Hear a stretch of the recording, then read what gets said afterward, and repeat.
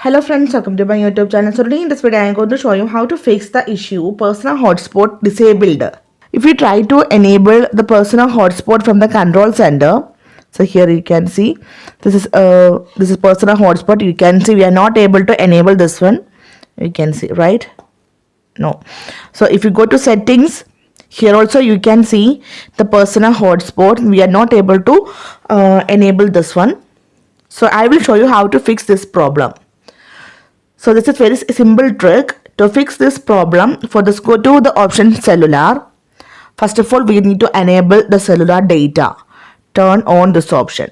Now you can see the personal hotspot is enabled. If you go to the control center, here also you can see the personal hotspot. Tap on this one, you can see this is enabled. So simply in this way you can enable the you can fix the issue personal hotspot disabled. So hope you guys enjoyed this video. Thank you for watching. Thank you. Bye bye.